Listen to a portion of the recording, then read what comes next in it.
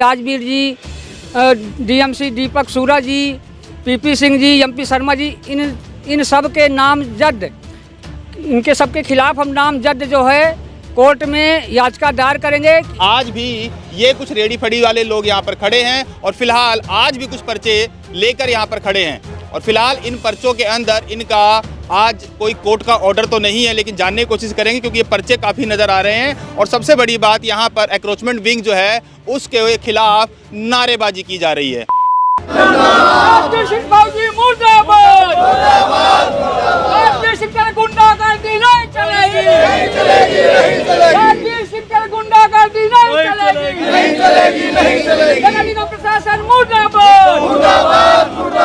को पर्चा वर्चा सब बना के दिया गया, साइन ही नहीं कर रहे वहाँ, न सामान देने को राजी हैं।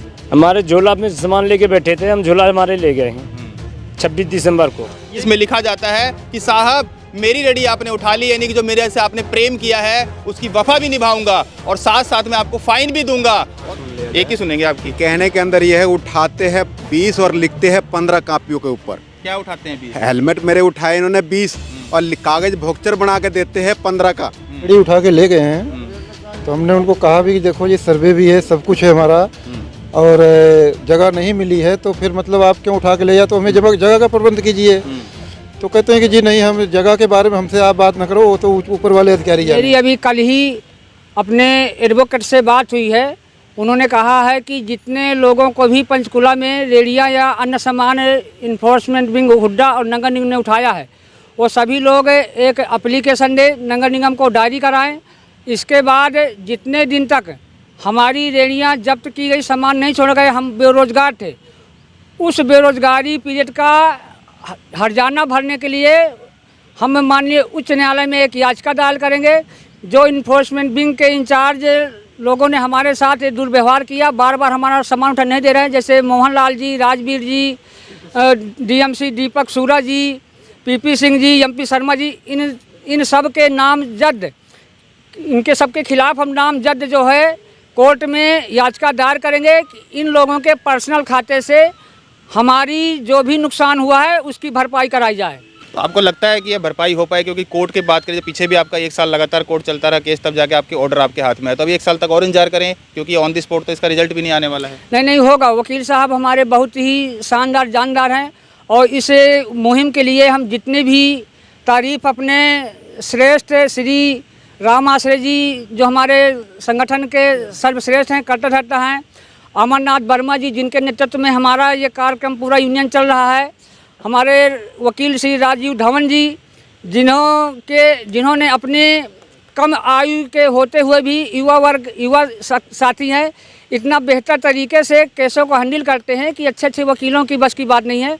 उनकी हम जितनी भी तारीफ़ करें उतनी कम है और हमें भरोसा है कि वो हमें न्याय दिलाएंगे, इनसे हर्जाना हमारी जो दिहाड़ी टूटी है उसकी भरपाई कराएंगे। आप बताइए कुछ कि क्या देख रहे हैं, जिस तरह लगातार इन लोगों का शोषण हो रहा है, कोर्ट में मामला चला गया, कोर्ट में जाने का इनको स्टे मिली है, 97 लोगों को स्टे मिली है, उसके बाद अब ये जो लोग लगातार रेडिया इनकी पर्चियाँ कट रही, इसको क्या देखते हैं आप? इसमें तो ऐसा है कि ये नगर निगम द्वारा जो है बदमाशी की जा रही है, लगातार एक्ट की उल्लंघना, संविधान की उल्लंघना, माननीय उच्च न्यायालय के आर्डरों की परिपालना न करना, ये तमाम उल्लंघनाएं हैं। और जहाँ तक मेरा कहना है कि जो साथी बेंडिंग जोन में भी हैं उनका भी बड़े पैमाने पे शोषण कर रहे हैं। हमारे साथी राम आश्रय जी हैं, अब पहले ये जहाँ काम करते थे इनको बेंडिंग जोन में जगह तो दे दी, लेकिन बेंडिंग जोन ऐसी जगह बनाया जहाँ 2 पैसे का काम नहीं चल रहा है और घर में बीबी डिप्रेशन में इतनी आ गई क्योंकि घर में सारा भार तो जाके चूल्हे पे पड़ता है। बीबी डिप्रेशन में आ गई, पिछले लगातार 15 दिनों से जो है सेक्टर 6 अस्पताल में एडमिट हैं और ऊपर से उधर से डंडा खड़कता है, काम एक तो चलता नहीं, ऊपर से डंडा खड़कता है 2000 महीना वो जो लियो मीडिया कंपनी ले रही वो जमा कराओ। तो इनके लिए भी हम लोग चलो आपस में चर्चा करके कुछ आटा चावल दाल जो भी सहयोग बन पड़ रहा, 150 करके 10-20 करके वो भी सहयोग कर रहे हैं, उसका इलाज भी करा रहे हैं। तो बड़े पैमाने पे ये शोषण कर रहे हैं और इस शोषण को रोकने के लिए अगले कदम में हमने ये कहा है कि ये अगर जल्द से जल्द रुकावटें नहीं आई और इनका जो जिन साथियों की रेडियाँ वगैरह उठाई हैं इनको रिबब बगैर जुर्माने के वापस ना किया तो अगले टर्न पे अभी जो अब आएगा टाइम मीटिंग का, उसमें हम बाकायदा जो है नगर निगम के अधिकारियों की अर्थी तैयार करके और पूरे पंचकूला में जोर शोर से घुमाएंगी। तो होंडा की एजेंसी देख लो, सारी मोटरसाइकिलें ट्रक लगा देंगे रोड के ऊपर, सारी गाड़ियां मोटरसाइकिल और ये स्कूटी वगैरह सारी पार्क उस पे है, फुटपाथ पे ही है। तो ये लगातार बदमाशी सरकार द्वारा की जा रही है और ये जो है इसकी भी हम आवाज़ उठाएंगे पूरे पंचकूला पे भारी पैमाने पे। चलिए, फिलहाल मैंने आपको कई बार खबर दिखाई है, आपने सुना भी होगा और साहब आपने भी सुना होगा कि अमीरों के घरानों पे, यानी कि अगर कहा जाए रेडी फड़ी वालों के 365 दिन की कार्रवाई में सिर्फ 30 दिन छोड़ दीजिए, आप रेडी फड़ी वालों को 30 दिन छोड़ दीजिए, 30 दिन उनके ऊपर कोई कार्रवाई मत कीजिए, ना तो 28 दिन सिर्फ जो है अमीरों पर कार्रवाई कर दीजिए। मैं कह रहा हूँ अमीरों पे कार्रवाई कर दीजिए। पंचकूला के रेडी फड़ी वालों के खिलाफ मैं खड़ा हो जाऊंगा। मैंने परसों भी खबर दिखाई थी और आज फिर दिखा रहा हूँ, आप उन पे कार्रवाई नहीं करोगे। अगर आप उन पे कार्रवाई कर दोगे तो पंचकूला तो वैसे ही साफ सुथरा हो जाएगा, पंचकूला में साफ सफाई वैसे ही हो जाएगी। आप एक बार 1 महीना वीटा बूथ देख लीजिए आप साहब, कितनी खबर दिखाई है, क्या वीटा बूथ पे कार्रवाई हुई है ये बताइए आप। और इन लोगों के आपने रेडियाँ जब्त कर ली हैं। अब ये लोग एक तो रेडी जब्त करने, कुछ लोग तो ऐसे, आपने बाइट में सुना कि 4000 रुपये की रेडी आती है, 5 जगह चलाना, तो मैं रेडी लेने जाऊँ क्यों? आप समझिए, आप क्या अतिक्रमण मुक्त कर रहे हैं आप। और अगर अतिक्रमण के ऊपर सवाल किया जाए, आपका अतिक्रमण आज तक मुक्त होकर दिखाया आपने, बल्कि लोगों की जेबें खत्म कर दी हैं आपने, लोगों को कर्जदार बना दिए आपने, लोगों को लोन लेकर अपना बिजनेस करने के लिए मजबूर कर दिया आपने। क्या अतिक्रमण मुक्त किया आपने पंचकूला को? साथ साथ में राम आश्रय जी, आपका जो वेंडी जो किराया चल रहा है 2-3 महीने किराया, उसका मैं अपनी तरफ से देने को तैयार हूँ जी, और मैं सबके सामने बोल रहा हूँ जी। फिलहाल आप बताइए क्या है दिक्कत चल रही जो सरेआम?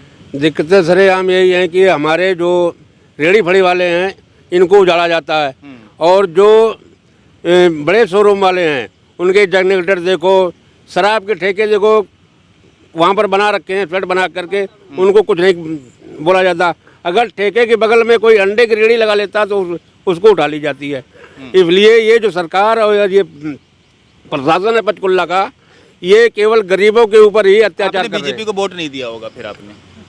नहीं, वोट तो नहीं दिया बीजेपी को, उसमें कोई शक नहीं है। नहीं सका तो फिर आपके साथ अत्याचार होना चाहिए था। होना नहीं चाहिए, हम भी संघर्ष करेंगे। सबने बीजेपी को वोट दिया कि नहीं दिया? नहीं दिया तो फिर आपकी रेडी उठेगी, उठेगी। जिसने वोट दिया है उनके यहाँ से कुछ नहीं उठेगा।